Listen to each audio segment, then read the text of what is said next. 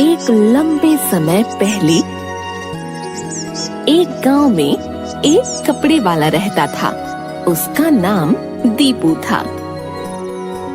दीपू हर रोज उसके बनाए हुए गर्मियों के कपड़ों को 4 पहिए वाली गाड़ी पर गांव में बेचता था। दीपू के कपड़े वैसे तो बहुत बिकते थे, लेकिन सर्दियों में गर्मी के कपड़े नहीं बिकते थे। सर्दियों में कपड़े ना बिकना दीपू को चिंतित करता था।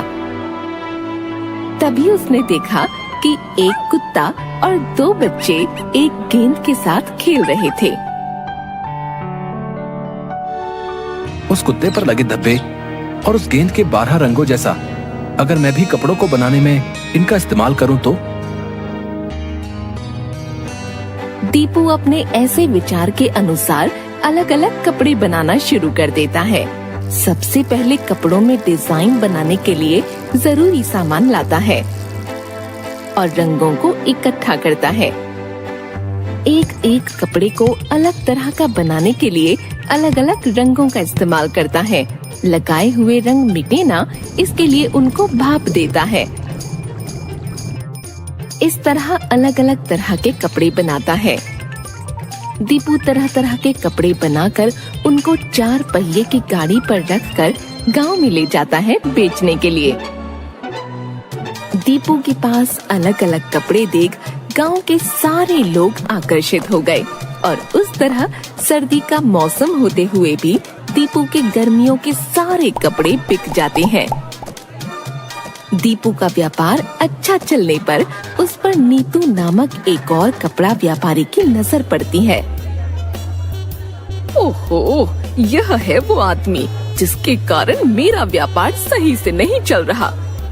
कपड़ों पर अजीब तरह के चित्र डालने पर ऐसे बिक जाते हैं क्या? अब बिना किसी देर के इसका काम तमाम करना होगा। ऐसे नीतू दीपू के प्रति ईर्ष्या पैदा करने लगी और सोचती है उसका व्यापार ठीक चलाने के लिए दीपू के व्यापार में मुश्किल खड़ा कर दें। दीपू के नए प्रकार के कपड़े की तरह वह भी चीजें तैयार करती है और काम करना शुरू कर देती है। काम में व्यस्त नीतू को देख उसका पति, अरे कैसे इतनी देर कपड़े बनाते रह जाओगी? तुम तो वैसे भी कह रही थी कि व्यापार अच्छा नहीं चल रहा है, तो फिर इतना कष्ट लेने की जरूरत क्या है? अरे हमारे गांव में दीपू नाम का एक कपड़े बनाने वाला है। सर्दियों के मौसम में गर्मी के कपड़े बिकते ही नहीं, लेकिन उसके पास रंग बिरंगे अलग प्रकार के कपड़े देख सब लोग खरीद रहे हैं। इसीलिए मैं भी उसी प्रकार के कपड़े बना रही हूँ।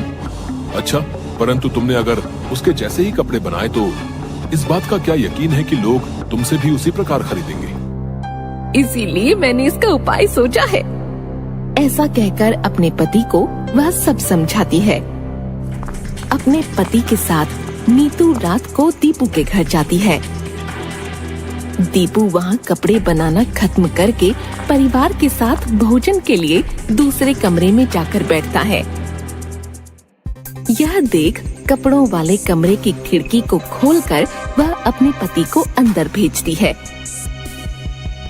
उसका पति अंदर जाकर एक एक करके सारे कपड़े बाहर खड़ी नीतू को दे देता है और वहाँ के सारे कपड़े गायब कर देते हैं।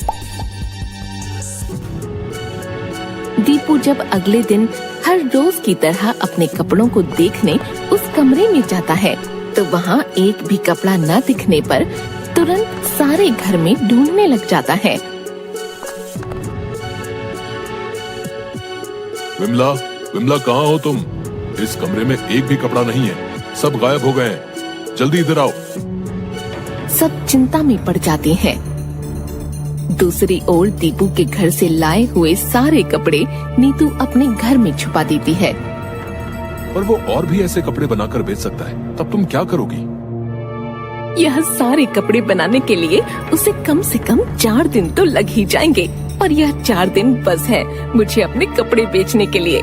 नीतू ऐसा कहती है। नीतू की बेटी घर के पीछे खेलते खेलते रंग बिरंगे कपड़े और चित्र की ओर आकर्षित होती है और उसमें से एक पोशाक निकालकर पहन लेती है और खेलते खेलते घर के बाहर गली में चली जाती है। उसी गली में साइकिल पर गुजरते हुए दीपू अपने बनाए हुए कपड़े एक बच्ची पर देखता है और वह रुक जाता है और तुरंत बच्ची के पास जाता है और पूछता है, बेटा तुम्हारे पास ये पोशाक कहाँ से आया? मेरे घर के पीछे बहुत सारे कपड़े हैं, उसमें से ली। मुझे भी वहाँ ले जाओगे? ऐसे नीतू के घर के पीछे दीपू जा पहुँचता है। 2 दिन पहले गायब हुए सारे कपड़े वहाँ पर दिखाई देने पर दीपू चौंक जाता है और उसी समय अपने बच्चों को घुमाने के दौरान नीतू भी वहीं चली आती है और दीपू को देख घबरा जाती है और वहाँ से चली जाती है। वह सोचती है कि दीपू को सच का पता लग गया। नीतू के ऐसे घबरा कर चले जाने पर दीपू को समझ आ जाता है कि उसने इन सारे कपड़ों को चुराया है। सच पता लगने पर दीपू दुखी हो जाता है और सोचता है कि कपड़ों पर चित्र के अलावा कुछ और भी कर सकते हैं और इसीलिए नए प्रकार के कपड़े बनाने के लिए निश्चय करता है। वह केवल अलग अलग चित्र पर ध्यान ही नहीं देता बल्कि एकदम अलग प्रकार के कपड़े बनाना शुरू कर देता है। बहुत ही आकर्षक तरह के कपड़े बनाता है। मोटरसाइकिल पर बारिश के समय पहनने वाले कपड़े और धूप से बचने के लिए अलग प्रकार के कपड़े, छोटे बच्चे के लिए भी, होटल में वेटर के लिए अलग तरह के कपड़े और एकदम अलग प्रकार के कपड़े बड़े आकर्षक रूप में अलग अलग रंगों में बनाकर उन्हें बेचना शुरू कर देता है।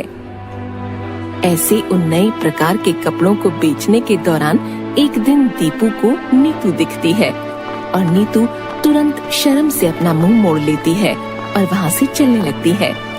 रुकिए बहन जी, 1 मिनट। दीपू के उसको बहन जी बुलाने पर नीतू को समझ में आता है कि वह उस पर गुस्सा नहीं है और वह पीछे मुड़ती है।